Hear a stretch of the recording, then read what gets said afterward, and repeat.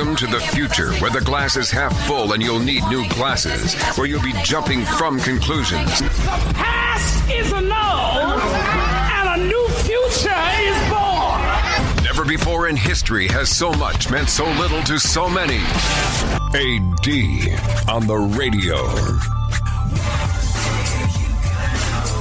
So, if you are a Mets fan, then you know exactly who I'm talking about. If you're not, well, you might need a bit of a backstory. The two main players in this particular drama that's been unfolding over the last couple of days, and by players, I mean, actors, thespians. Well, only one of them is an actual baseball player. But the two main figures in what's been unfolding have been Matt Harvey, the Dark Knight, Mets pitcher, who's been through some rough stuff. Man, World Series in 2015, he was this dominant guy. He had the name the Dark Knight for a reason.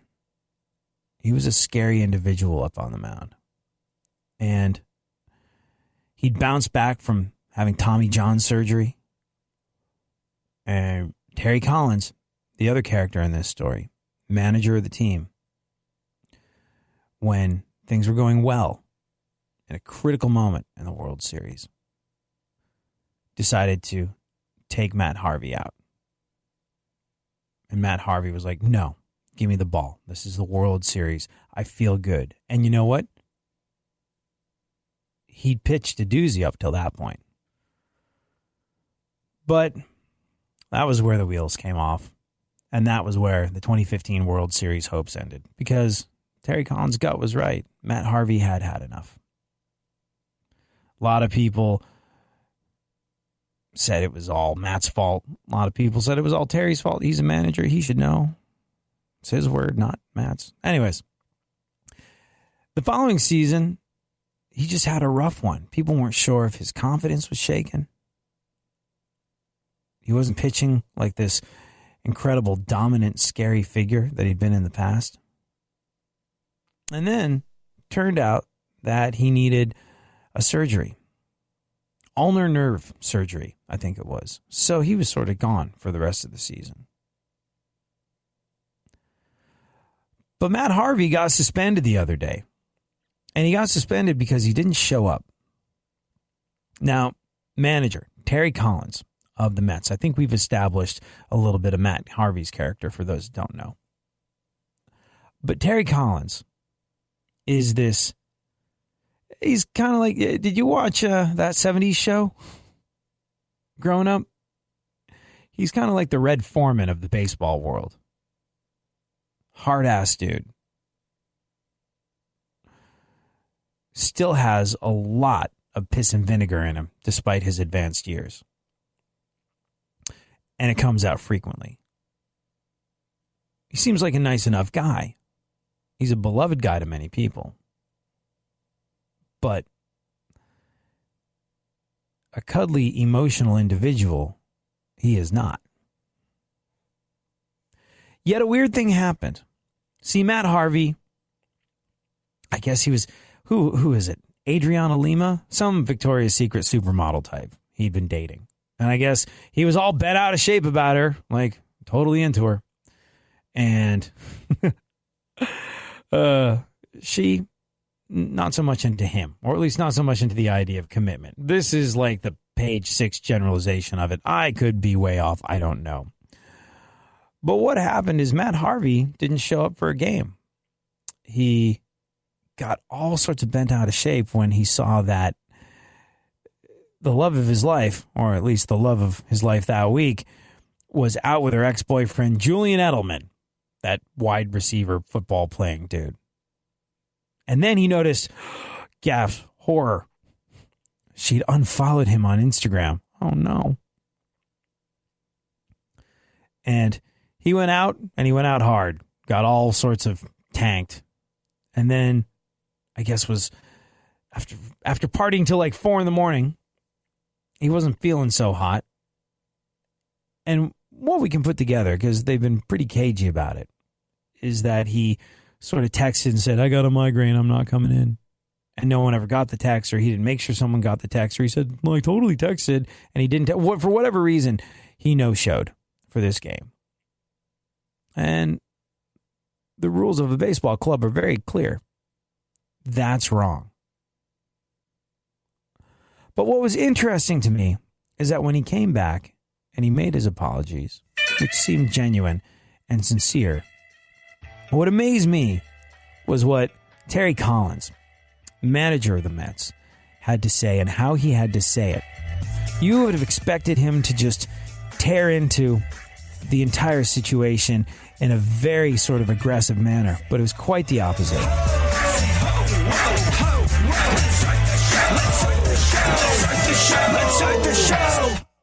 Real radio. 104.1.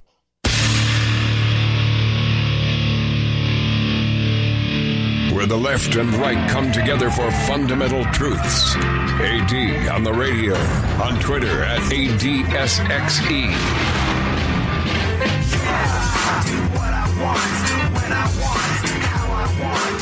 So I guess we're sort of talking about the Mets here, but stay with me on this one if you're not a Mets fanatic the way I am. What we're really talking about is the much broader and universal concept of love. Matt Harvey's all bent out of shape, pitcher for the Mets. He goes on a drinking binge. Well, not drinking binge, but he goes out partying and partying hard. And as a result, doesn't show up for a game the next day. He's all sorts of emotionally wounded and physically a wreck because he's hungover, whatever the case may be. His girlfriend, Adriana Lima, the Victoria's Secret model, had been spotted out with football player Julian Edelman, and she'd unfollowed Matt on Instagram, and who knows what the chain of events was. But we did know that old Matt, not in such a great spot because he failed to show up. And you know that's wrong. It's no good to not show up. And he was suspended for 3 games. When he came back, he made his apologies. And he made his apologies like a man. And he owned what he did.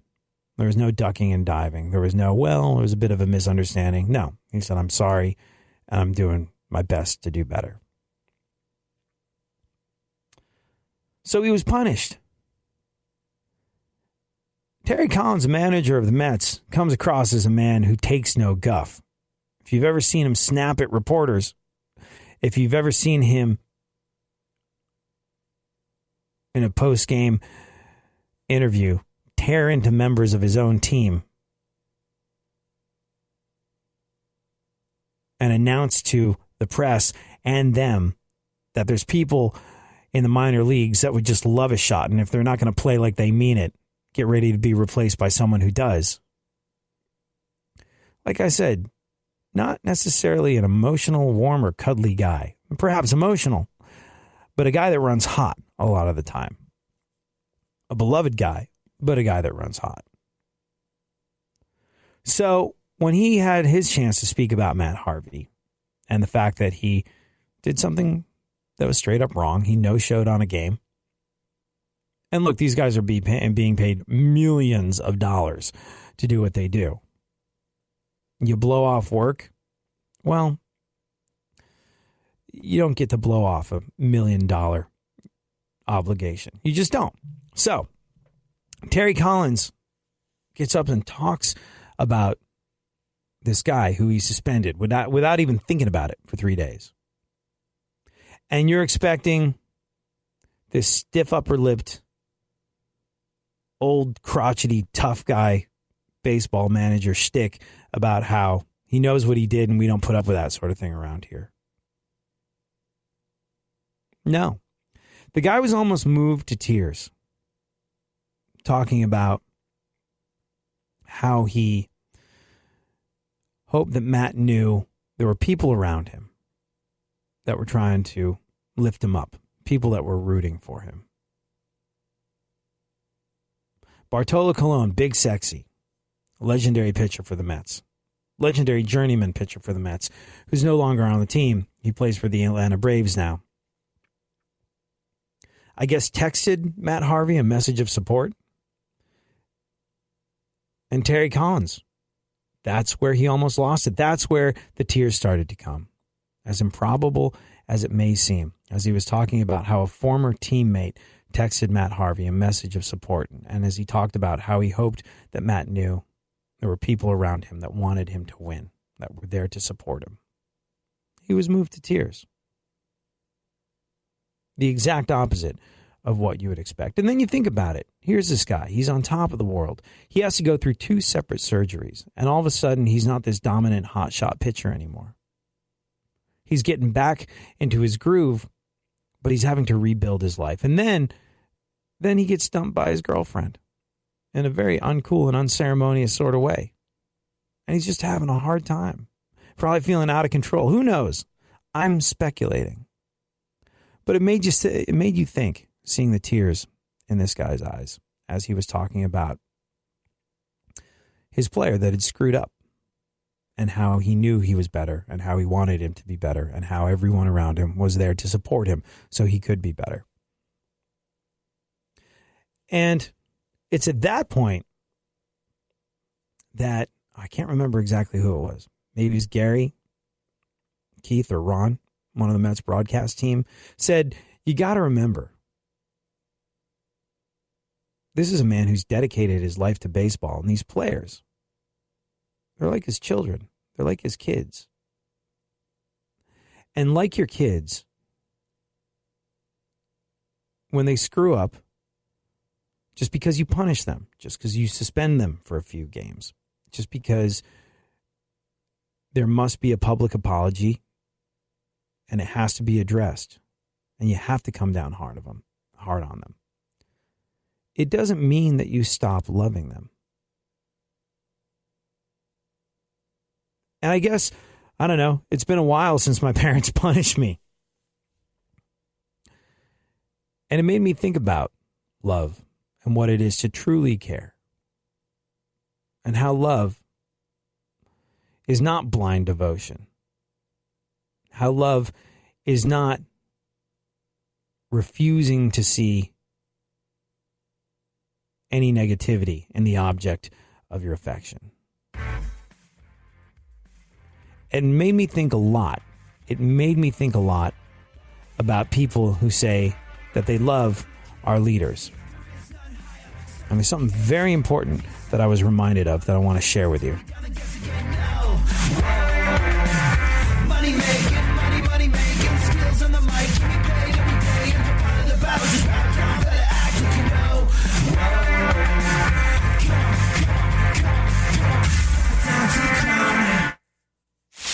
For more stimulation and less irritation, 9 out of 10 doctors choose KPRC AM 950, Houston's more stimulating talk radio.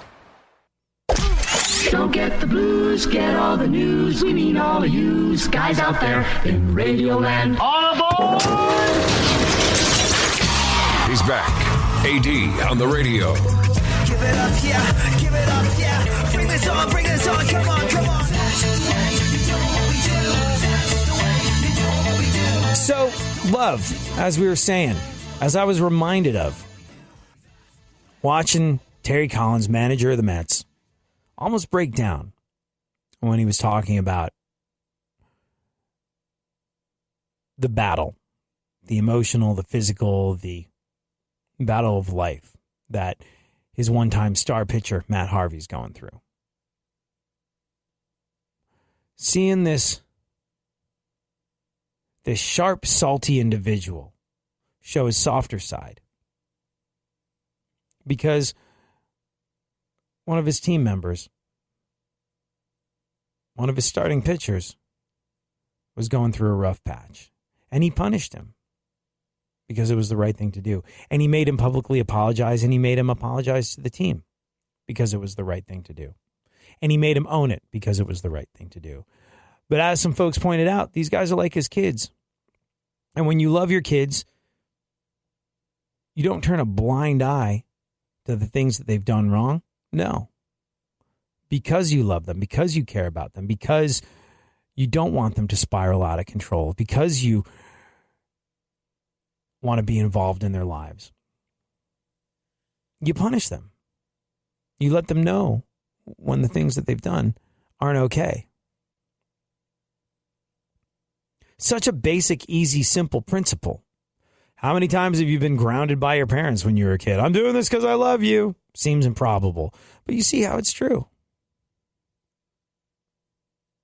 Love is not blind. Love is not all accepting. Love is not devotion without thought.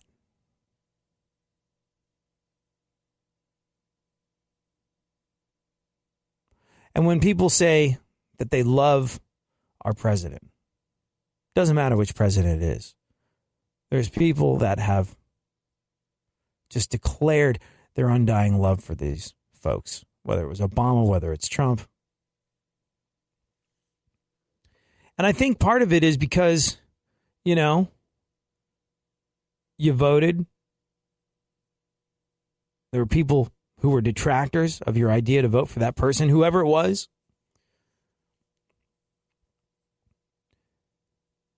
And you want to feel like you made the right choice, the right decision. So your devotion doesn't always become blind, but it becomes short-sighted. And all of a sudden, politicians have this way of getting their voters to believe that the devotion to them is blind, should be blind, unwavering, always faithful, and unquestioning. But if you love your country, if you love the person that you voted for, love what they're doing as president, you know what you do? You call them. You call them on the times when they screw up. It is so important, whether you're Republican, Democrat, whoever it is, that you recognize these people. Maybe they're just stuffed shirt elected officials that you feel like you're stuck with, or maybe you are passionately devoted to your candidate and you love them. But even if you do love them, be honest with them. Have your voice heard. With what's going on with healthcare right now, there are many questions. As Donald Trump said, who knew healthcare could be so complicated? Will pre-existing conditions be covered? What will deductibles be like? Are we really moving toward a single-payer system, which really means a healthcare tax as opposed to paying money to individual insurance companies, the way folks like Krauthammer say we are? Don't know. And there's a lot of questions. But if you really care, if you really love, if you really are devoted to your country, then that devotion cannot be blind. You've got to hold our elected officials accountable. And there's a very, very simple test. Donald Trump made a promise. He said we won't have people dying in the streets. And there's concerns right now because nobody really knows how this is all going to shake out. Nobody knows if there will be people who are literally forced to die in the streets because they can't get the medical care that they need or because they can no longer afford the medical care that they need. So you call them on it. Call your senator. Badger them. Harass them. Call a bunch of times a day. It is your right. You have a right to be heard. You pay taxes. End of story.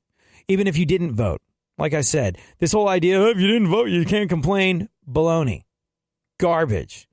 Hog freaking wash. You pay taxes, complain away. That legalized theft known as taxation takes 40% of your blood, sweat, and tears out of your pocket, out of your bank account. 40% of the clothes off your back. 40% off the food of the food on your table that you're using to feed your family. Whether you voted or not, you have every right to complain because you pay their salaries. So call your senator. Say, don't let us die in the street. Everybody knows someone affected by this. Got multiple friends with multiple forms of cancer that are multiply stressing right now because they don't know what the future holds. These are taxpayers. These are employed people. Some with health insurance, some without. Some who got health insurance when the Affordable Care Act came in. Some who don't know what the future holds and feel like they could be looking at a death sentence. Fight tooth and nail for yourself, for those people, for all of us. Call your senator, call your elected officials, remind them, hey, the guy we voted for said no dying in the street. What the hell is going on? Or the guy that got voted in said no dying in the street. You still have a job, even though you're part of the other party. So it's your job now to get in there and find out what the hell is going on and make sure that they don't let us die on the street. And that's what love is. Love involves accountability. And it's something that I was reminded of today. And because it's important, I figured I should remind you. Hey, Funkhouser. Yes. Are you you're on the road now? Where are you? Funkhouser is doing this big trip across the country with celebrity lawyer Darren Kavanaugh as he runs bicycles, pogo sticks, rollerblades, any other modes of transportation that he's tried in his self-propelled trip across America? No, I hear he's been cleared to run again. So in a couple of days, he's going to get back on the old ones and twos. Oh, well, hit the there pavement. you go. That'll be exciting for all concerned. But you are traveling. Where have you wound up tonight? Tonight I'm in Wilcox, Arizona. 2 L's. Wilcox. Wilcox. What's Wilcox, Arizona like? Or did you get there late so you're not sure? No, I got It's here dark and you in the can't see afternoon. town. And it's a nice place. I mean, it's very Arizona. It looks like Arizona. There, I'm waiting for it to change like scenery so it starts to look like Texas. I don't know what Texas. None of us knows what Texas is supposed to look like, but oh, Texas is great. Well, here's the thing. Texas is large chunks of it are very flat, and for that reason, they're not all the most scenic parts. But what you get because you have a flat state that you're going into is you get the most unbelievable, magnificent horizon to horizon sunsets. They're just incredible. You look forward to the sunsets and the sunrises in Texas. the It's sun's great. like coming up early, much earlier, but the time hasn't changed yet. Uh-huh. I'm in that weird land where it's like it's 5:30 in the morning. There's the sun all the way. Are you going to go through mountain time? I swear to God, I've never understood mountain I think time. I have to, don't you? I mean, when does that happen? When you're in the mountains, I guess. I don't know. Like I'm really, I understand Central Pacific. Well, tomorrow I'll be in New East Mexico. I Coast. think that is mountain. I don't think it is. I think it might be. It's not Pacific. Have you I been don't get Central. Central's the one that confuses me. What's that? 2 hours? Central? What's funny is like Central to me never feels like Central because it's like maybe I don't know. I got to look at a map of time zones. Central is Texas. Central time is like at the very bottom of the country. Central time is Texas, and at the very top that would be Minnesota. You know, that's Texas Central is time. Central? Yeah, Texas Where's is Central, Mountain? which means I don't know where Mountain is. I really don't know. We're gonna have It's to figure embarrassing this that I out. don't know anything about Mountain time. I've never been able to figure this out. But the city I'm in now was made in founded in 1880, and it's on the Southern Pacific Railroad. I'm in these really old towns that are only here because the train tracks are still here. So it's quite a trip. A lot of TA truck stops. Oh, those are the best. Man, talk about the cleanest bathrooms ever. Yeah, it's fantastic. Like, truck stops are the greatest. Plus, you can buy so much crap at truck stops that you can't buy anywhere else. It's really just, oh, man. I'm trying to get a T-shirt at various spots, and I got one.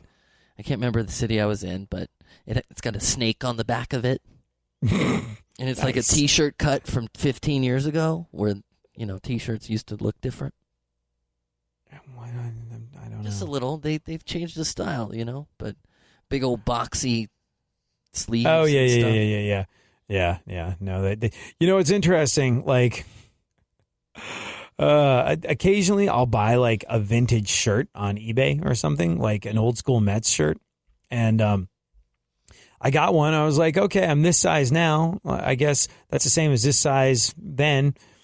Not even close. Like, we as a nation are getting fatter because, like, or smaller, or maybe the thing shrunk. I don't know, but I don't think it shrunk that much to where I was just like, this thing that in today's sizing would fit me perfectly doesn't even cover my navel. Like, this is awkward and embarrassing, and it looks like I'm a really, really out of shape ballet dancer. Like it's that level of tightness where I'm just like, okay, Millhouse, this is now your shirt. Like, the sizing's so off, doesn't fit me, fits my dog perfectly. What about the cuisine of the different places that you've encountered? Cuisine. All the continental breakfasts start bleeding together into one giant egg-filled nightmare that has no salt on it. Yeah, but what about, like, dinner? Like, you must go out and get interesting dinners. Well, tonight I went to Popeyes, but the crew went over to some Creole place.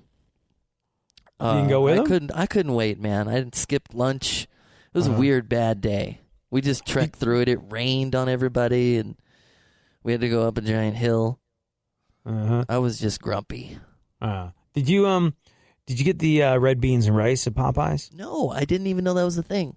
Oh, so good. A little salty, as is most fast food, but like the Popeyes red beans and rice, man, I'm a fan.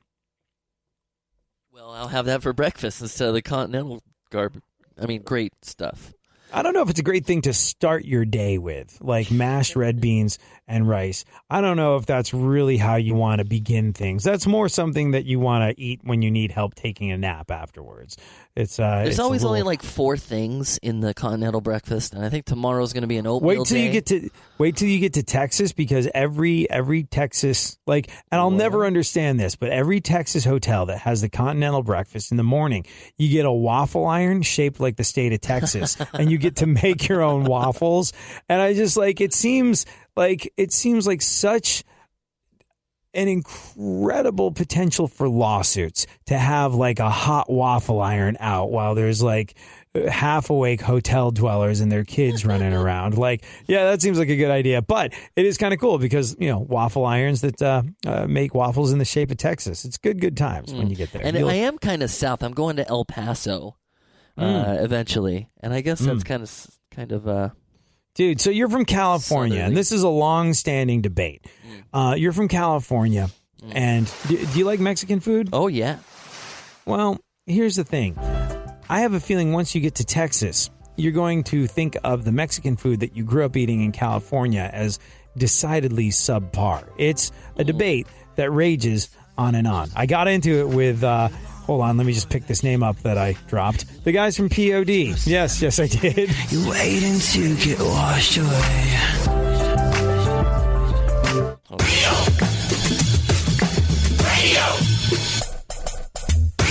Radio. 104.1.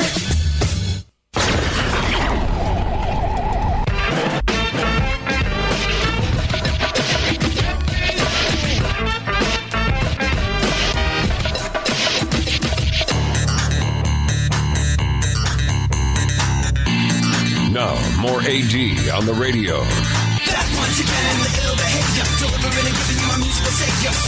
So, super producer to the stars, Barry Funkhouser, is crossing the country. He is one of the team that is assisting Darren Kavanoki, celebrity lawyer, make his way across the U.S. of A. under his own steam. There's been bicycles. There have been rollerblades. Very ill-advised rollerblades, I might add. There have been... Is that it? Bicycles, rollerblades, and then actual jogging. Yeah.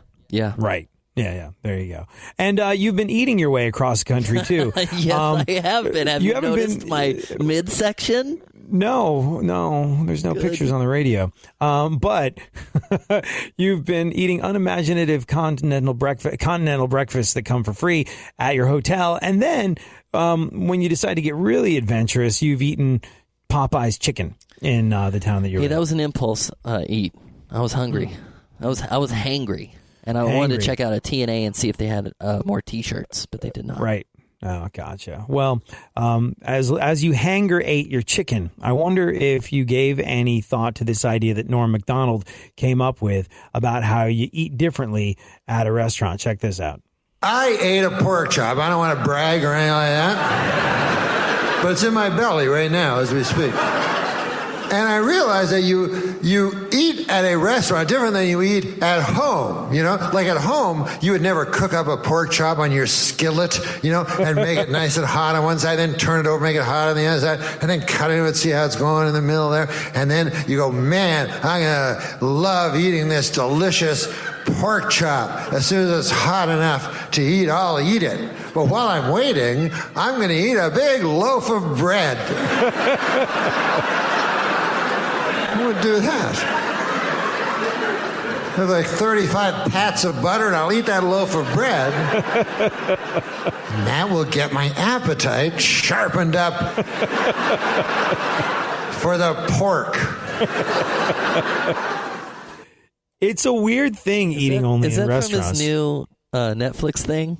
Man, I don't know where it's from, but it's freaking genius. I love Norm. I can hear Norm talk all night. Oh, yeah. It's really fantastic. I can't even do Norm. I'm still working on my walk-in.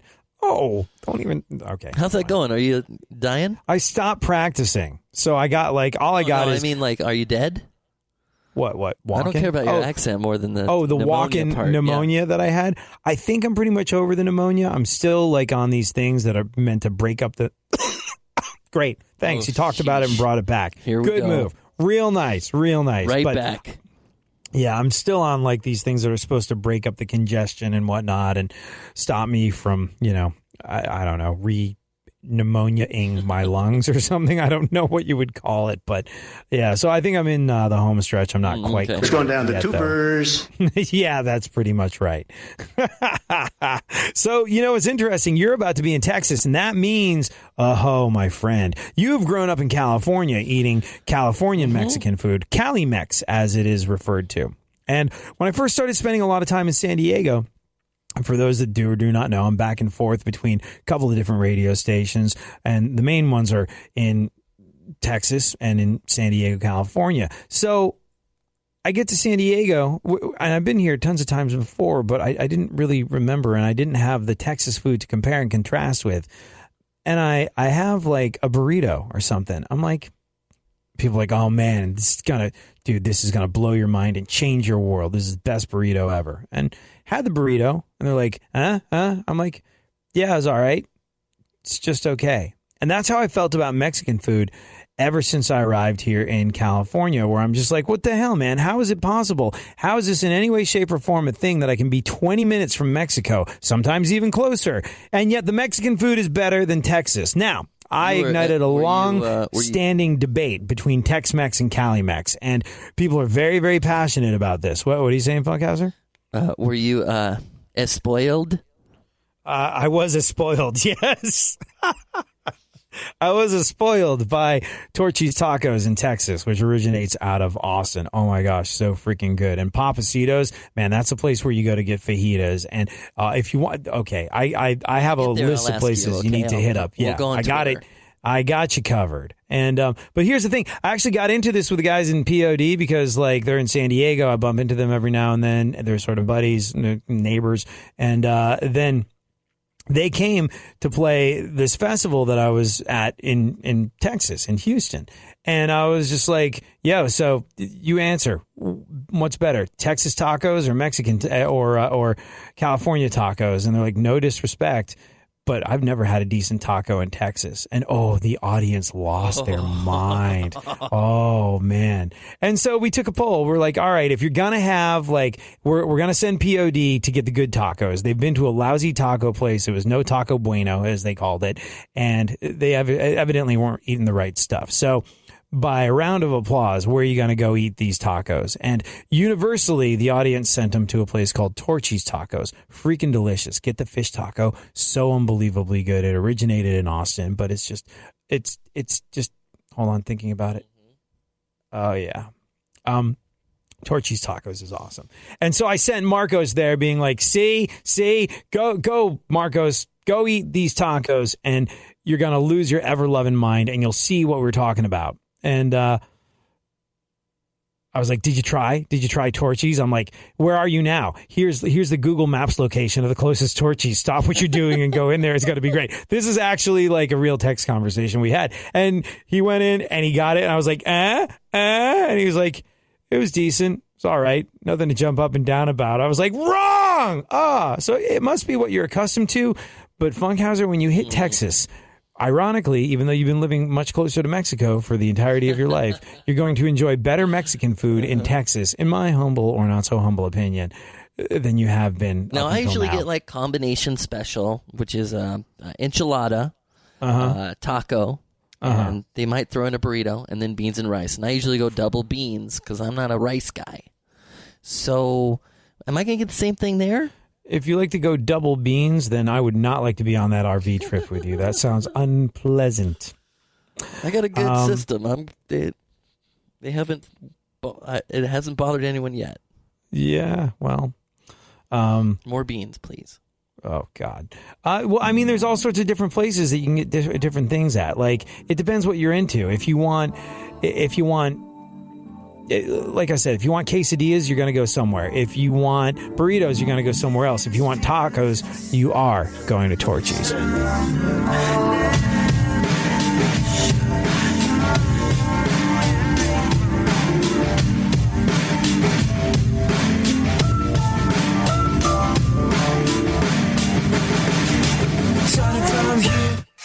Leave the stimulation to the professionals. Everyone is so smart. KPRC, more stimulating talk radio. There's something happening here, and you should know what it is. The dumbing up of America. Now, more AD on the radio.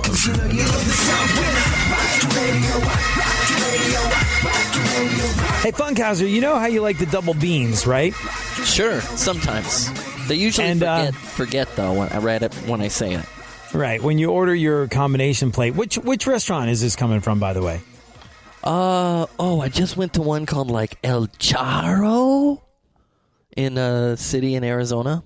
Oh, okay. I don't have a regular spot. Oh, in my hometown, there's a place called El Tecolate, which means the owl. Okay. They don't serve owl, do they?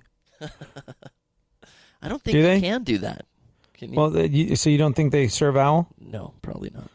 Well, that's good, because who would want to eat that? No Karate Kid? No. Okay, fine. No. Whatever. You can start the news bed, Funkhouser. We're going to do a little bit of news, and I have news. Real classy. Why don't we just go to the story? I have news about passing gas around your coworkers, so hit the news bed so we seem official in a way we're not. I haven't done that yet. At least no one knows. Or you think no one knows.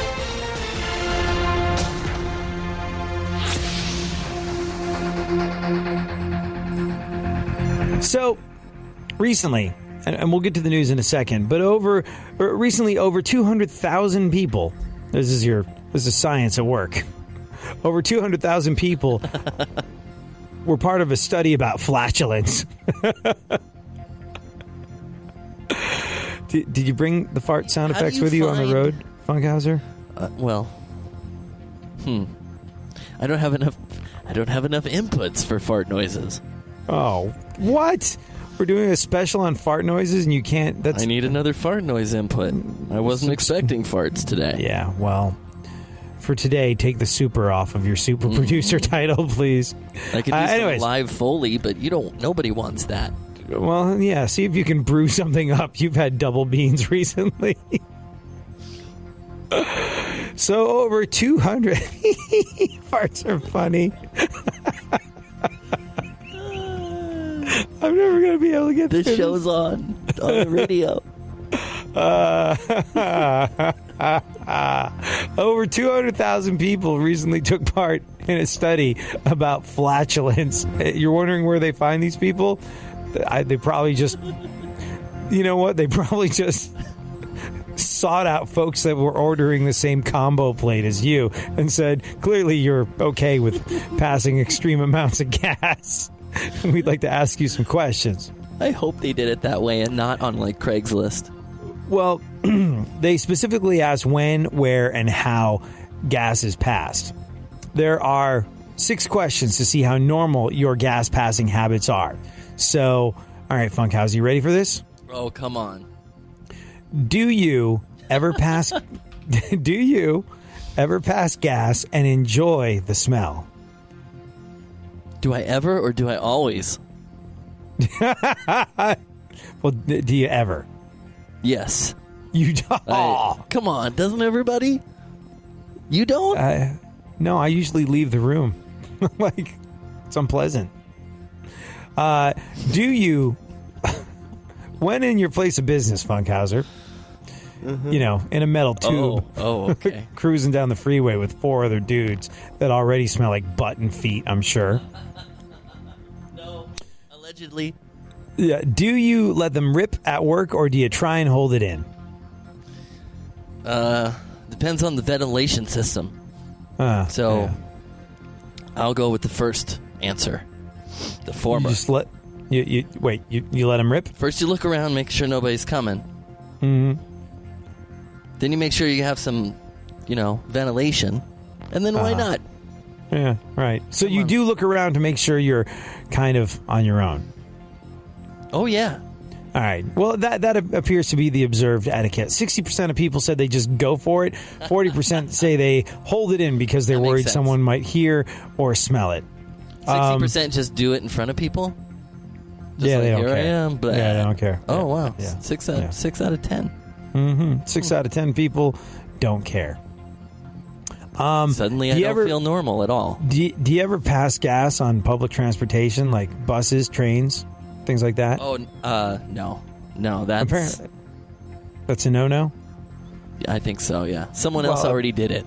You're more refined. You're more refined than most people. 57% of people let them rip on planes and trains and buses. It was there when I got here. On this train. It smelled that way. Have you ever passed gas and blamed someone else for it? Let me think about it. Used to have a dog. Did that a lot. You blamed it on the dog? Mm-hmm. I don't know. I must have given him chicken or something. Weird. Well, more than 3/4 of people on the planet have blamed it on somebody else. 78% said yes. Only 22% said no. Do you ever hold it in, even if it makes your stomach hurt? Yes. I had some ladies that I dated in the past that really had a problem with it. I don't know why. Uh-huh. I mean, before I came along, it was like Oh man. Like, so do you this is one thing that I just look, if I ever encounter a female that's willing to let me see, perhaps even touch a boob, I find it to be such a rare and wondrous occurrence that I want to do everything I can to see and touch that boob again. And so I kind of treat all bathroom-related things in relationships and when you're dating or when you're on dates or whatever, kind of like my take on all bathroom activities, any sort of lower intestinal type of goings on. I apply the attitude that the military used to apply to homosexuals to that. I.e., don't ask, don't tell. Like, if I smell something, I'm not going to turn to the girl and go, "Was that you?" and I certainly will do everything I can to avoid making myself even less attractive than I already am in front of them. Smaller percentile. Right? Yeah. I don't know. Well, this is the last question. Do you pass gas in front of your significant other? I think eventually you have to. Yeah. If I ever do, or if I ever did, it would be by accident, and I don't want them to bring it up. Depends on the size of your house. I guess, yeah. No, it does depend on the size of your home. But though, I gotta say, like... I would leave the room because, like I said, getting to see or touch a boob is something that I would like to be able to do as much as possible, and as unattractive as I am to the female of the species. So you're always looking for an escape plan. I'm looking for an escape plan, but I feel like if you get to the bathroom and close the door and extend that level of courtesy, even if you let one rip that is not silent and is definitely deadly, it is because you have removed yourself from the situation, from the area of destruction. And I think that your partner then owes you the courtesy of not bringing it up and ignoring it and pretending like it didn't happen, all right, even if they heard it. Even if they heard it clear as day 3 rooms over. Well, what if they do bring it up? Is it an ender? Is it an ender? It's not an ender. This is 100% just to preserve any kind of bedroom activity that I get to participate in. This is like a me problem, not a them problem. Mm-hmm. Oh man, you want to hear? This is my favorite joke. You want to hear? This is my favorite joke. Wait, I'm not in delay. I can't do that. No. It's fine. Okay. So an elderly couple goes to church. It's so funny. This is such a good joke. An elderly couple goes to church, and the husband leans over to the wife and says, I just passed a silent but deadly fart. What do I do? And the wife turns to the husband and says, check your hearing aid battery.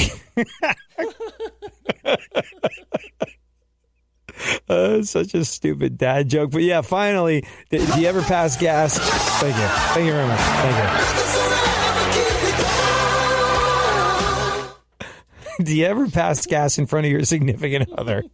65% said yes, 35% said no. So, all right, your last couple of relationships. I've known you through 2 long-term relationships. 2.5. Well, who's the half? Let's see. So one really short girl I didn't know about? Great White North, the teacher, and then the one before that. No, I guess 2. Oh, yeah, no. I know. Yeah, 2. Okay, 2. Yeah. So 2. What were the ground rules with that? With what? The passing of gas in front of one another. Let's see. I always, them never. You may be onto something. Oh, and you're single? Huh. No, so I think toward the middle of one of them, it started happening, but there was no noise involved. What? So she would do it in front of you? Yes. And would she cop to it, or would she, blame it on the dog or whatever? Oh, she would cop to it. Yeah, we got to that level. I think that in that relationship, it was like a level. It was a game, in her perspective, and she wanted to get as far as she could, as quick as she could. So in month 3 or 4, she's like, "Hey, it was me." Good golly, Miss Martin. All right. You asked. No, it's there you go. All right, Funkhouser, let's do some actual news. Okay, we have 2 minutes here. So Kanye West deleted his social media accounts again. No, well, look, even Kanye West is tired of Kanye West. Go on. It's a huge loss from which social media may never recover, said Kanye West. Come on. Guardians of the Galaxy 2 already made $145 million. Yeah, and now Republicans want to cut their taxes. Go on. Porn star Molly Cavalli. Do you know her? You know a lot of porn chicks. No, man.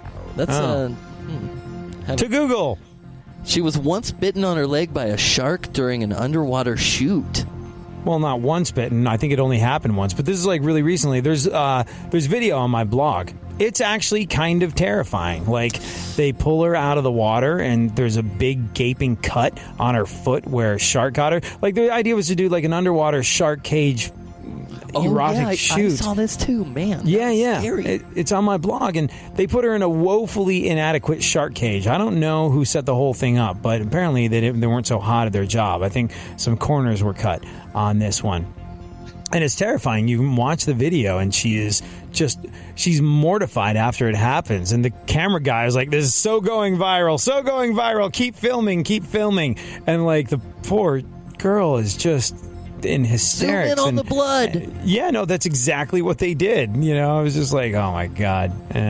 But porn star Molly Cavalli was bitten on her leg by a shark during this underwater shoot. Fortunately, she won't have to get her leg amputated. You know why that's fortunate, Funkhouser? Why? Because then her videos would only be featured on pornstub.com. Oh. Is that all the time we have left? That's it. Yeah. Yeah. Okay. All right. Well, you're going to go out like that then. That's how I'm going out. That's all the time we have left. Well, until next week. Farts and I'll have some Texas food. Farts and porn stars bitten by sharks. No wonder we're still not the lead-in for Rush Limbaugh.